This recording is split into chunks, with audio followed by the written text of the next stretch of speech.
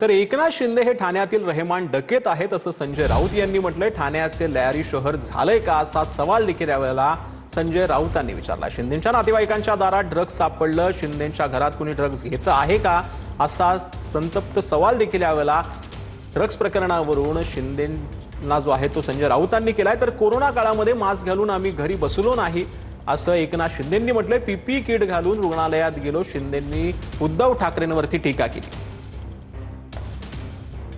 ठाण्याचं लॅरी झालंय का? धुरंधरमध्ये एक लॅरी नावाचं शहर, सगळ्यात मोठा कराचीतला गुंडांचा अड्डा कुठला असेल तर ते लॅरी शहर। आपण त्या सिनेमात पाहिलं असेल, त्यात एक रहेमान डकेत आहे, रहेमान डाकू आहे, तो या शहरात सुद्धा आहे। तिथे सुद्धा लॅरी शहरामध्ये ड्रगचा सगळ्यात मोठा व्यवहार आणि व्यापार चालत होता। या राज्याचे उपमुख्यमंत्र्यांच्या नातेवाईकांच्या दारात तिथून ड्रग्ज इथे येते का? ज्या अर्थी हे ड्रग्ज ठाण्यामध्ये मुबलक प्रमाणात मिळते, खुल्या मिळते, त्या अर्थी डेप्युटी सीएमच्या घरामध्ये कोणी ड्रग्ज घेत आहे का? त्याचा तपास व्हायला पाहिजे। संजय राऊत कुठेतरी रहेमान डकेत असा आरोप करतात, मात्र कोविड काळात खऱ्या अर्थाने कोणी काम कोविड काळात कोणी काम केलंय? ठाणेकरांना माहित आहे, मुंबईकरांना माहित आहे, महाराष्ट्राला माहित आहे। घरी बसून मास्क लावून आम्ही घरी बसलो नाही। आमचा अजेंडा खुर्चीचा नाही, आमचा अजेंडा सत्तेचा नाही, आमचा अजेंडा विकासाचा। तर उद्धव ठाकरेंकडून शाखांना भेटीगाठी देण्यात आलेल्या आहेत। यावेळी तेजस ठाकरे ही सोबत होते। ठाकरेंनी वरळी आणि प्रभादेवीतील शाखांना भेटी दिलेल्या आहेत। मनसेच्या शाखेलाही त्यांनी भेट दिली आहे। दुसरीकडे आदित्य ठाकरेंनीही दोन्ही पक्षांच्या शाखांना भेटी दिलेल्या आहेत। धारावी आणि कुर्ल्यातील शाखांना त्यांनी भेटी दिल्या आहेत। रश्मी ठाकरेंनी देखील मनसे उमेदवार यशवंत किलेदारांच्या शाखेला भेट दिली आहे।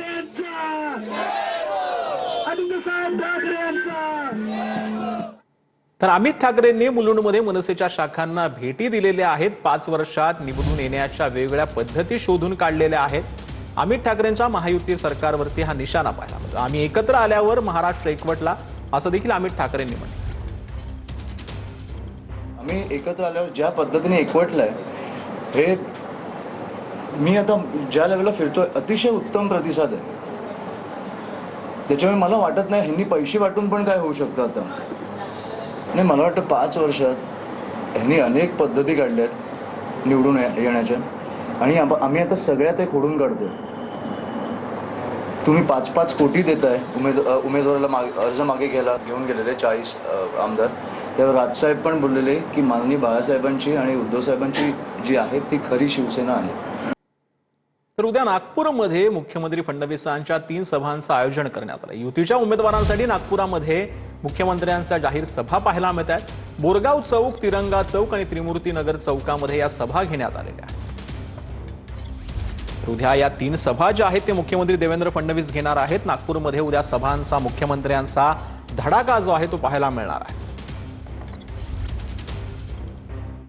तर स्वच्छ नांदेड शहर तयार केल्याशिवाय राहणार नाही असं देवेंद्र फडणवीसांनी म्हटलंय। अशोक चव्हाण यांच्या नेतृत्वात नांदेड परभणी नांदेड जालना महामार्ग मंजूर केल्याचं देखील यावेळेला देवेंद्र फडणवीसांनी सांगितलं।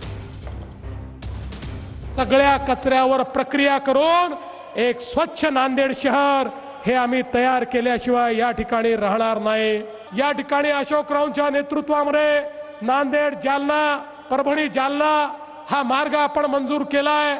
एकदा नांदेड पासनं तर जालन्यापर्यंत लिंक ही आम्ही समृद्धी महामार्गाला जोडली की तिसरं महत्वाचं उद्योगाचं केंद्र हे नांदेड होणार आहे।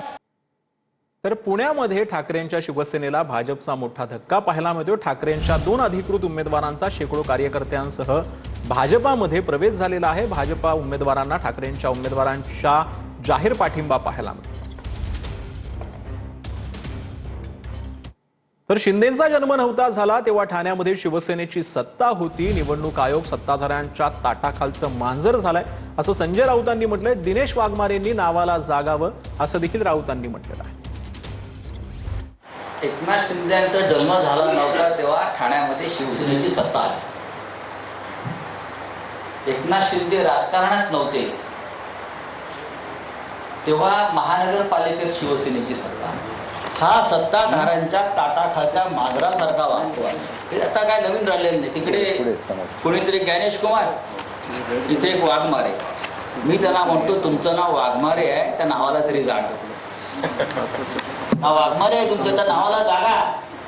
आणि जे लांडगे या लोकशाहीवर तुटून लचके तोडतायत त्या लांडग्यांवर झडप.